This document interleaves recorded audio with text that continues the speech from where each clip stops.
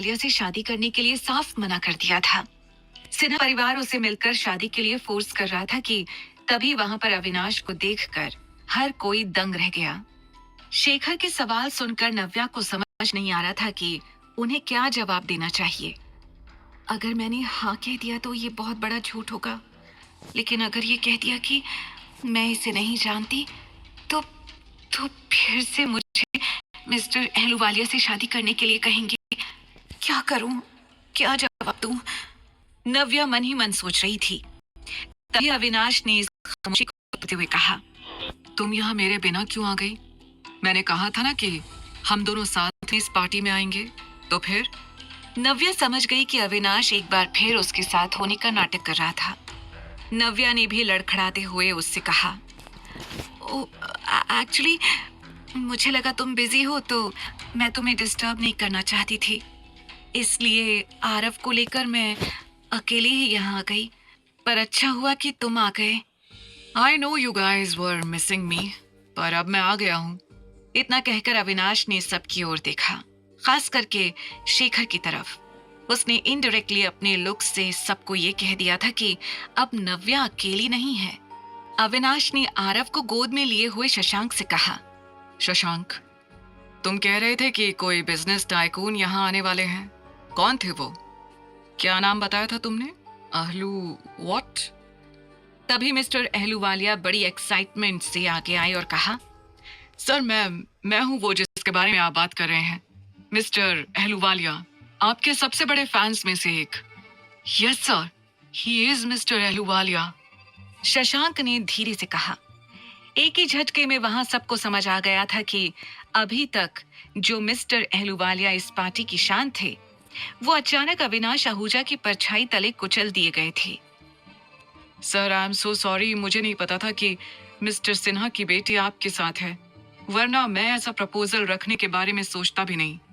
मुझे सच में कोई आइडिया नहीं था सर, मिस्टर अहलूवालिया ने डरते हुए कहा। अविनाश बस घूर के उसे देखे जा रहा था।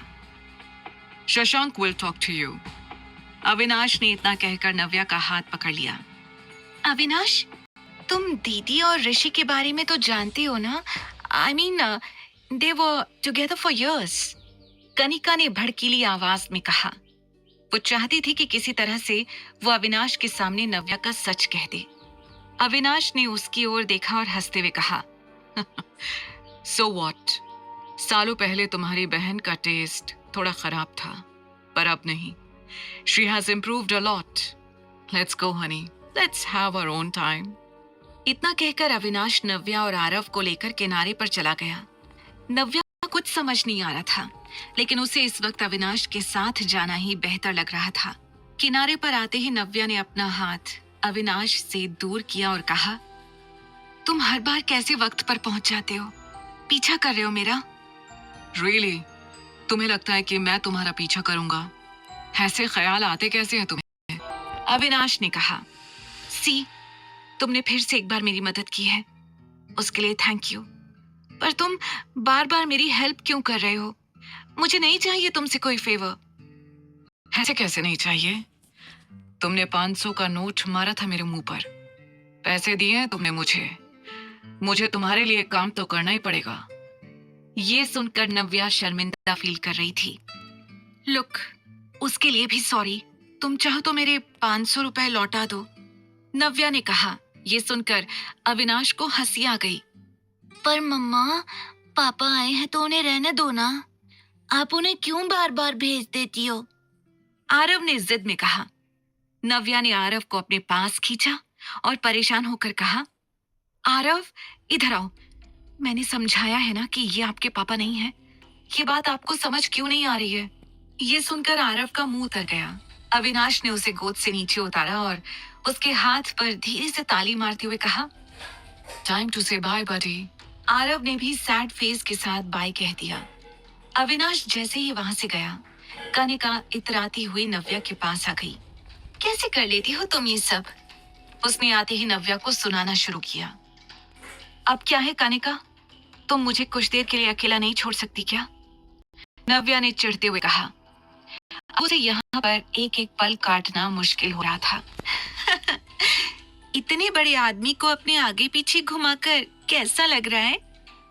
तुम जैसी लड़की इतनी घटिया बात ही कह सकती है। मुझे तुम्हारी बातों का कोई जवाब नहीं देना। उसे पता है उस रात के बारे में? ये कहकर कनिका ने नव्या को फिर एक बार 6 साल पहले हुए हादसे की याद दिला दी थी। नव्या कुछ सेकंड्स के लिए सन्न रह गई थी। वो जानता है कि तुम्हारे साथ क्या हुआ था? आई मीन, तुम किसी रैंडम इंसान के साथ रात भर। हाउ शेमलेस, नव्या ने बड़बड़ाते हुए कहा। कैसा लगेगा उसे जब उसे पता चलेगा कि जिस लड़की के आगे पीछे वो घूम रहा है वो किसी के साथ रात बिता चुकी है। कनिका स्टॉप, वो तुम्हें सच जानने के बाद कभी नहीं अपनाएगा। नव्या के कानों में कनिका की बातें पहुंच तो रही थी, लेकिन उसे कुछ समझ नहीं आ रहा था। उसे अचानक से वीक महसूस हो रहा था। उसके पैर लड़खड़ा गए और उसने आरव का हाथ जोर से पकड़ लिया। आरव ये साफ देख पा रहा था कि उसकी मम्मा कितनी परेशान हो रही थी। आप क्यों आ जाती हो मेरी मम्मा को बार बार परेशान करने? आरव ने चिल्लाकर कहा। आरव, नव्या ने कमजोर हाथों से उसे पीछे करते हुए रोकने की कोशिश की, लेकिन धीरे धीरे उसकी आंखों के सामने अंधेरा छाना शुरू हो गया था। उसके पैर लड़खड़ा गए और वो जमीन पर गिरने वाली थी, लेकिन इससे पहले कि वो पूरी तरह से गिरती, अविनाश ने आकर उसे पकड़ लिया। पापा, देखो ना मम्मा को क्या हो गया। अविनाश ने एक हाथ से आरव को संभाला और दूसरे से नव्या को संभालते हुए वहां से निकल गया। ये हर वक्त टाइम पर कैसे पहुंच जाता है? I hate him for this, Kanika ने बड़बड़ाते हुए कहा। कुछ घंटों बाद जब नव्या को होश आया तो उसका सिर भारी था। उसने धीरे धीरे अपनी आंखें खोली तो उसे सामने सिर्फ सफेद दीवारें दिखाई दी। वो तुरंत समझ गई कि वो किसी हॉस्पिटल के अंदर है। वो झट से उठकर बैठ गई और आवाज लगाई, आरव। और उसने देखा कि उसके पास आरव नहीं था। उसके सामने शेखर खड़ा था, जो उसके होश में आने का इंतजार कर रहा था। आरव कहाँ है? नव्या ने सबसे पहला सवाल किया। होश आ गया तुम्हें? कैसा फील हो रहा है अब? शेखर ने दबी हुई आवाज में पूछा। ये सुनकर नव्या को इरिटेशन हो रही थी। मैं जानती हूँ कि आपको मेरी लाइफ, मेरी हेल्थ और मेरे बच्चे से कोई मतलब नहीं है, इसलिए ये फेक कंसर्न दिखाना बंद करिए और बताइए कि मेरा बेटा आरव कहाँ है। ये सुनकर शेखर के चेहरे पर गुस्से की बजाय हंसी थी। मैं सच में तुम्हारी तबीयत के बारे में पूछ रहा हूँ और तुम हो कि मुझे मेरे सवाल का जवाब चाहिए। मेरा बेटा कहाँ है? आरव, आरव कहाँ हो तुम? कहते हुए नव्या लड़खड़ाते कदमों से बाहर की तरफ जाने लगी, लेकिन ना वार्ड के अंदर और ना ही उसके बाहर आरव दिखाई दे रहा था। आरव! नव्या तुरंत शेखर के पास आई और उसे घूरते हुए पूछा, मेरा बेटा कहाँ है? क्या किया है आप लोगों ने उसके साथ? ये सुनकर शेखर और जोर से हंसने लगा। क्या किया है? What do you mean by क्या किया है? अरे, वो हमारा ग्रैंडसन है, हम उसके साथ क्या करेंगे? अभी तो कनिका उसे बाहर लंच के लिए ले गई है, आ जाएगा वापस। ये सुनकर नव्या का मन घबरा रहा था। वो जानती थी कि उसका परिवार उसके और आरव के बारे में कभी अच्छा नहीं सोच सकता है।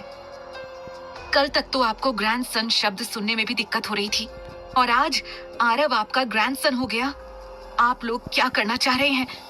आरव कहाँ है? उसे अभी के अभी वापस बुलाइए, नव्या ने इस बार चिल्लाते हुए कहा।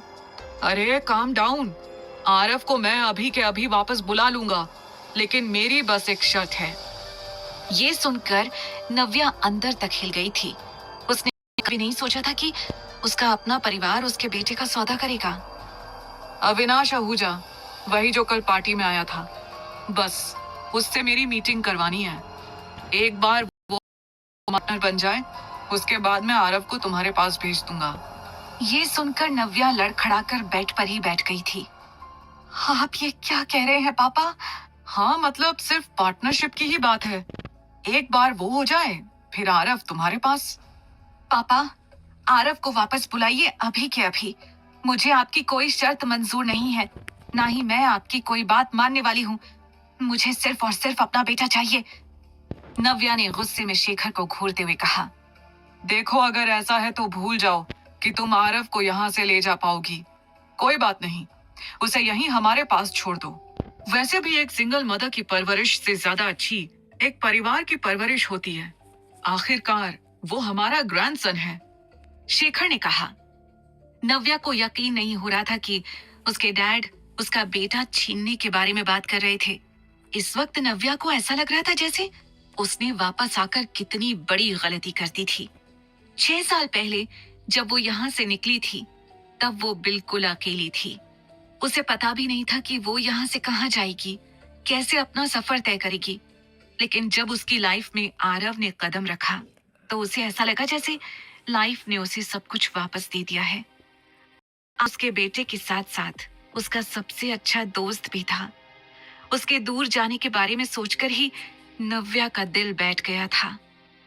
सोच लो, तुम्हें सिर्फ मिस्टर आहूजा को मनाना है। और वैसे भी जिस तरह से वो तुमसे बात कर रहे थे, मुझे लगता नहीं कि उन्हें ये बात मानने में ज्यादा दिक्कत आएगी। मैं कैसे अविनाश से बात करूंगी? मैं तो उसे जानती तक नहीं।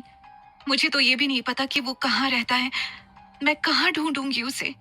नव्या ने सोचा और अपना सिर पकड़कर बैठ गई। उसे कुछ भी समझ नहीं आ रहा था। तुम्हारे पास समय जरा कम है। जितनी जल्दी ये काम करोगी, आरव के लिए उतना अच्छा होगा। शेखर ने कहा और वहां से चला गया। उसने एक बार भी मुड़कर नव्या की हालत नहीं देखी। नव्या रोते हुए अकेले हॉस्पिटल के बेड के पास खड़ी हुई थी। नहीं, मुझे आरव को जल्द से जल्द वापस बुलाना होगा। मैं उसे कनिका के साथ थोड़ी देर भी नहीं छोड़ सकती। वो आरव को बिल्कुल भी पसंद नहीं करती है। पता नहीं वो उसके साथ क्या। मैं कोई रिस्क नहीं ले सकती। मुझे जल्द से जल्द अविनाश आहूजा को ढूंढना होगा, उससे बात करनी होगी। नव्या ने हड़बड़ाते हुए अपने आंसू पोंछे और अपने अंदर हिम्मत जुटाई। उसने तेजी से अपना फोन उठाया और तुरंत अविनाश के बारे में सर्च करना शुरू कर दिया। पहले तो उसे पता चला कि उसकी एक बहुत बड़ी कंपनी है जिसकी हर मेट्रो सिटी में एक ब्रांच है। उसे पता चला कि यहाँ चंडीगढ़ में भी उसका एक ऑफिस है। नव्या ने तुरंत वहां का एड्रेस नोट किया और तेजी से उस एड्रेस के लिए हॉस्पिटल से निकल गई। पूरे रास्ते आरव की चिंता करते हुए वो जैसे तैसे ऑटो से अविनाश के ऑफिस के बाहर पहुंची। उतरते ही उसने देखा कि उसके सामने एक चमचमाती कांच की बिल्डिंग है।